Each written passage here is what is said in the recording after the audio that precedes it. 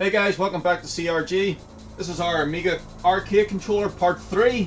Today we're going to get this mouse trackball installed in here.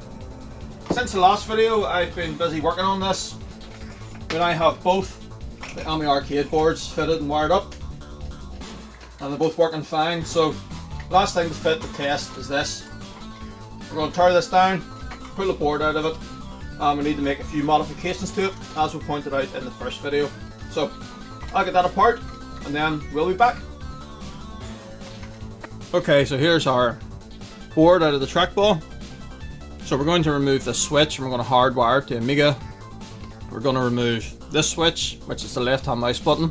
Despite being labelled switch 3, this is the left hand mouse button, which I would expect to be switch 1, but whatever. This label switch 1 is the right hand mouse button, and this one label switch 2 is the middle mouse button, which we're not going to use, so we'll just remove that, do away with it. We're going to remove that, wired up to one of the buttons for left. Remove that, wired up to one of the buttons for right. Remove that, hardwired as I said. I know I said before I would take this capacitor and mount it to the bottom of the board, but I'm going to see if we can get away with it, just where it is. And likewise this. If we can get away with it like this, we'll just leave well enough alone, rather than removing it and hardwiring it to the bottom, like we said before. I think what we'll do first of all though is try and figure out this switch here, how it works. So we have the meter, set the continuity. So the switch is currently on Amiga.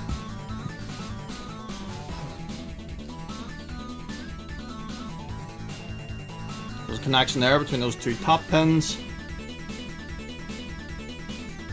No connection there. And connection there between the two bottom ones. So this bottom one over here is connected to that top one. Is it?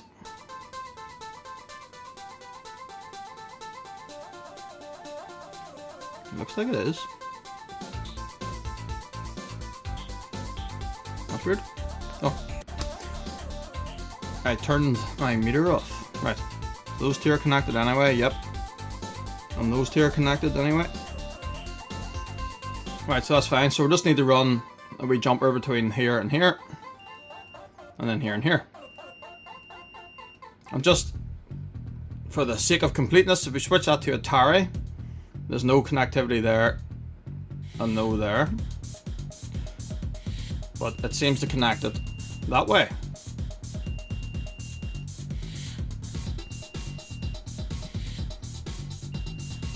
Right, fairly straightforward. Just take this off, make a joint between there and there, and there and there. Okay, let's do that first. We'll use the soldering station for that, so let's get this warmed up. Okay, there we are. This thing's really straightforward. Just put the tip over where we're going to desolder, let it melt it for a second, and suck.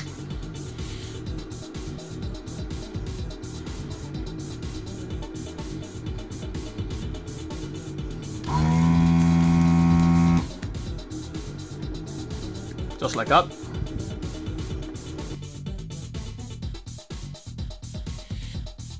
Okay, that's most of that off. Now, there's also a big blob of solder here and here, which is holding the case of the switch on, so let's see if we can get this off. Okay, so we need to make a connection between here and here and here and here.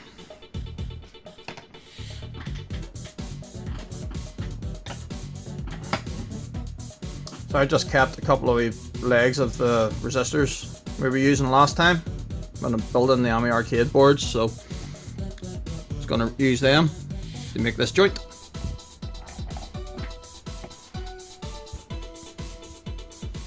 Okay, here we are. Let's get these soldered on, and that's that bit complete. Right, there we are. That's the two connections made. Next thing to do is to remove these switches. These three here, here, and here. This point here in the switch just seems to be secured. The switch just makes contact between here and here. So that's where we will be making off our wires. that are going to go to the buttons on the controller.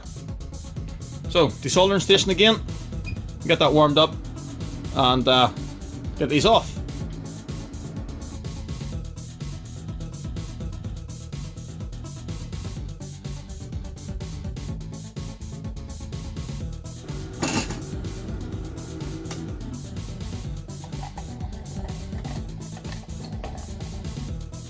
Okay, that's the buttons off. So we need to wire our left to here, right to here, and we're not going to bother with this one. Alright, so here we are. We've got our wires on. Now, one thing that is going to be an issue, and I knew this was going to happen, these things here are quite tall. We only have 5mm cut out here. And this is obviously quite a bit more than 5mm. So this is not going to fit up in there and the board go flush. So what I'm going to have to do is make a couple of these standoffs just to hold the board down a wee bit like that. So I'm going to try and measure that and have a think about what we're going to use for a standoff. I'm not 100% sure yet, to be honest.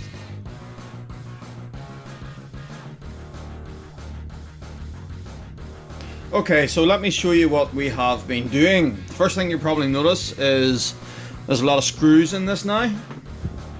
So I have run these, well, bolts through to secure the joystick, secure the circuit board that's holding the trackball, and secure this joystick. So just let me show you that, how we've done that.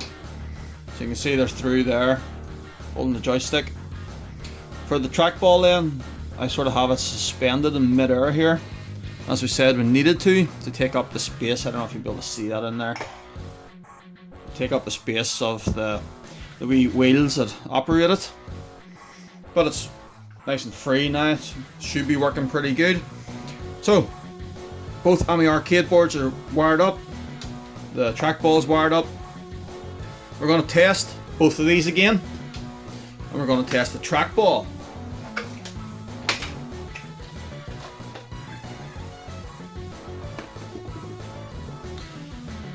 Now, we're trying to think of the best way to test this, and actually, I reckon the audio CD player on the CD32 is probably the best way to do it because it uses all the buttons. Right, so we have the CD32 hooked up to the TV using the GBS 8200 over there, and then it's VGA up to the screen. Right, so the cursor is on play pause at the minute. You see this works? Up. Yep, that's working. Down's working. Right and left. That's fine. Right, we hit play, and then I'm going to have to hit stop straight away because I don't want a copyright strike.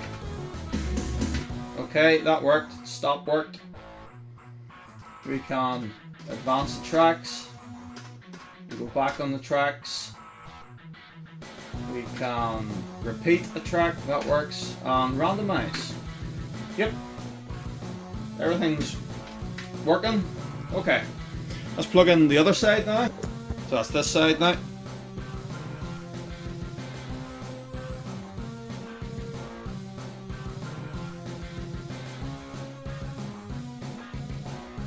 So again, up, down, that's fine, right and left. Okay, just try play, stop, they're working. We can advance the tracks, go back the tracks with the shoulder buttons, repeat the track, that button's working, and randomize. Yep, that's all working fine. Right, we'll boot up the workbench now and we can test the trackball. So I have the trackball connected here, just to the mouse port. We have to test it through the switcher in a minute, but I just want to test it as it is first.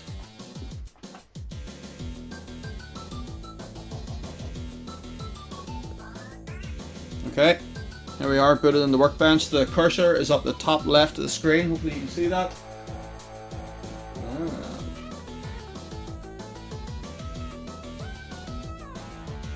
weird.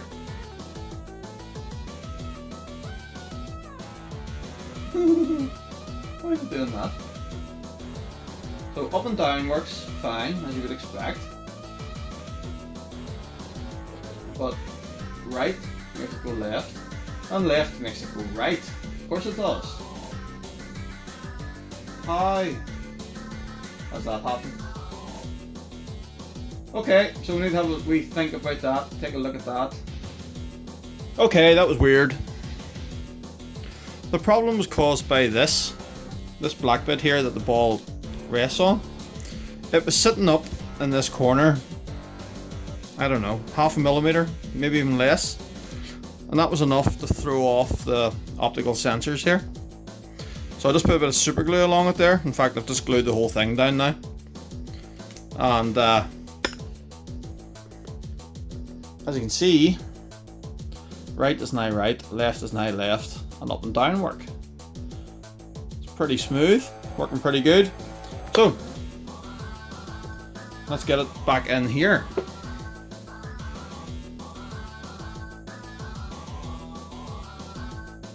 Okay, so let's test that again. Yep, working fine. As you can see, make sure the buttons are still working.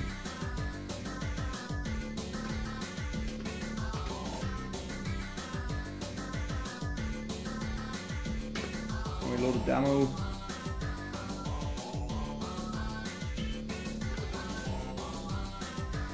Yep, the mouse is working perfectly. Right. Now we need to test this thing, the switcher.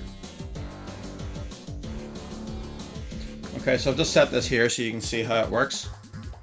So at the minute it's on the mouse channel, represented by the blue light. This is obviously going to the trackball.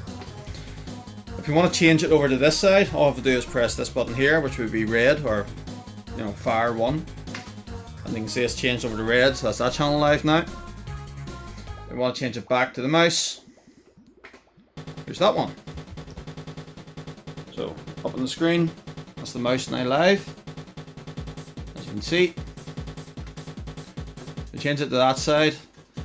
Anyone who has an Amiga will know if you just turn your joystick around, pointer will just track across the screen a wee bit like that. So that's that live. Right, I want to test it in a game though, and make sure it's working. So we'll switch back to the mouse, and we'll load up.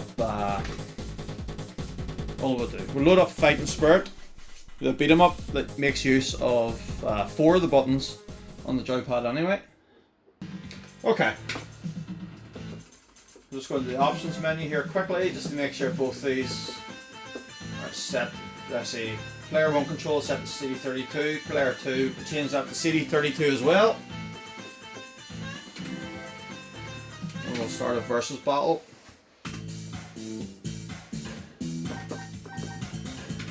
We'll have Kanto for player 1 and Eric for player 2.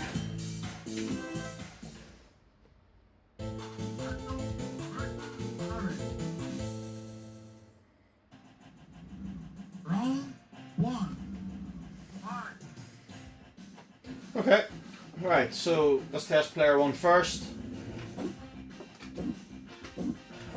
Okay, so there's the 4. So we've got punch, kick, and punch. There's 2 punch buttons and 2 kick buttons. That's fine. Player 2 with a punch, a kick, and the other 2 buttons are not working. So these ones are working, that's punch, and that's kick. But these up here are not working.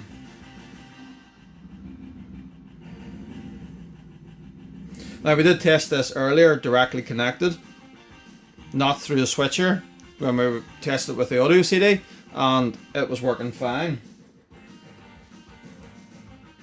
So the fault must be with this. Maybe this thing could not pass through the CD32 signals. Right, something else to think about. I'll think about that and hopefully we'll be able to sort something.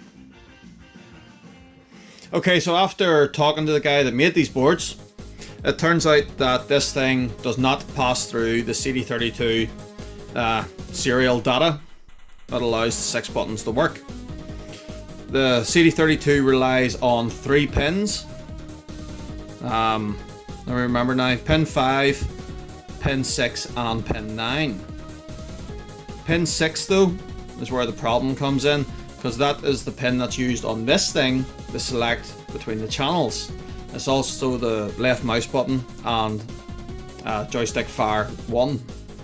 So what I'm going to try and do here is create a short between pin 6 where the joystick is going to plug in.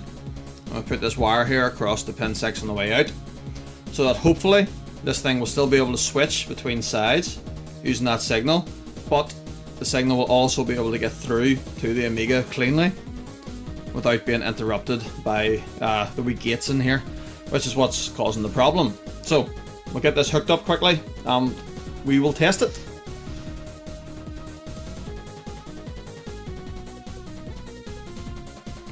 Right, on the screen then. Is the mouse still working? Yep, the ball's working okay. Right hand mouse button's working. Let's see if we can load a game again. This seems to have caused a problem, because the left hand mouse button, which is at pin 6, is now not working. If we push that one though, you can see it changes over, but it also registered the button press that time. Right, so we need to have a think about that, but in the meantime, let's just test our game again to see if all 4 buttons are going to work this time. Hopefully they will. Round 1. Fight. Right, let's see if it still works. So left side, you can see there's the 4 moves. On this side though, we have those 2 like before, but do we have the other 2? Yes. So punch, punch, kick, kick. Perfect. So that wee mod is now getting the CD32 signals through to the console. The only thing though is this. Oh, look at that. It switches back. Do you know why I think that's switching back? Because the CD32 is talking to the Amiga arcade board, thinking it's the controller, and the serial signal is flying down pin 6, and that is registering in this thing as like a button press, and that's swapping that back. That's my guess anyway, no idea if that's right or not. Okay, so the only thing we need to figure out then is the left mouse button in Workbench, which was not working. The only thing I can really think of doing, to be honest, is running another wire from there across to here, and who knows, might work. I'll try that, and then sure, see what happens. Back in a minute. Okay, so this has took, I don't know, 2 hours maybe to get to this point. I tried doing this first with the wires like this, but the automatic switching then was just sort of flashing between sides when you push the button. It didn't know what was happening. And if you think about it, that makes sense, because you're even if you're putting power through this side, well, it's actually ground. When you push the button, you put it low. But if you push the button on this side, you know, it's linked here, so it's like you're pushing the button this side as well, and the wee switcher doesn't know what way's up. So the only way I've been able to get this to work is to remove the automatic switching from it. So what I've done here, under here, I don't know if you can see it or not, I have cut the trace, or the 2 traces that go from pin 6 into this first VIC here, the first gate on this, which switches switches between the two sides. So I've cut those traces to disable that, and I've left them hardwired, so pin 6 is just straight through now, the same as pins 9 and 5. And we have just wired a ground here from pin 8 out to this switch, and then we can switch manually. So it does work now, and I'll show you that in a second, but it's just not automatic, unfortunately. So we're going to have to figure out where to mount this switch. I'll probably get a better switch than this. Maybe even a toggle switch would do it.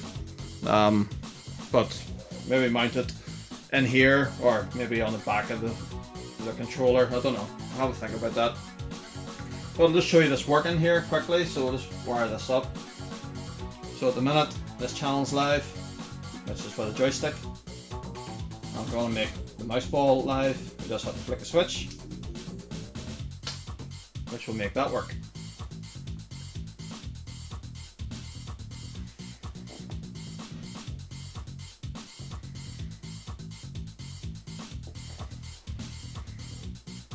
So as you can see on the screen, the pointer's working fine. If we flick the switch across to the joystick, that's no longer working, and now the joystick's engaged.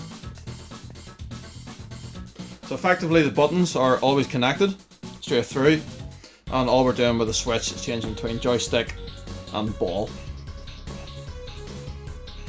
So we'll just load up our game again, Fighting Spirit. And I'll show you that the CD32 controls are working here. Round 1. Fight. Right, so it's player 2 that we're interested in. So there is our two buttons, 1 and 2. And then we'll just check the other ones then. And they're working. So we have our 4 buttons. And presumably the 2 shoulder buttons are working. They don't do anything in this game, but if the 4 are working, the shoulder buttons are working as well, I would guarantee it. So,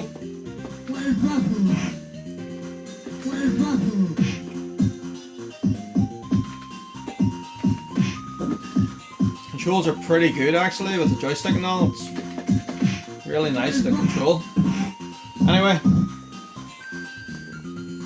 we now have the basis of this complete. All the hardware's there. We just need to do something with the MDF because, well, we can't leave it bare like this. You can see there's already fingerprints all over it, and it's pretty crap looking, to be honest. So I'm going to strip this down again, and we're going to send away just the top section to get professionally finished. A friend of the channel is going to finish this for us, and it's going to be absolutely awesome. I'll just leave it at that. I'm not telling you anything more. You'll need to tune in to the next bit. It's going to be probably about a month though by the time I get this off. The work gets done to it and I get it back. But trust me, it's going to be worth the wait. As for the base, I'll just finish that myself. Probably just paint the base of it black or something. But this bit, it's going to be awesome. So make sure you subscribe to the channel to catch that next part when it comes up. In the meantime, thanks very much for watching. If you enjoyed what you've seen, please hit the thumbs up, as it does really help. And I'll see you again soon.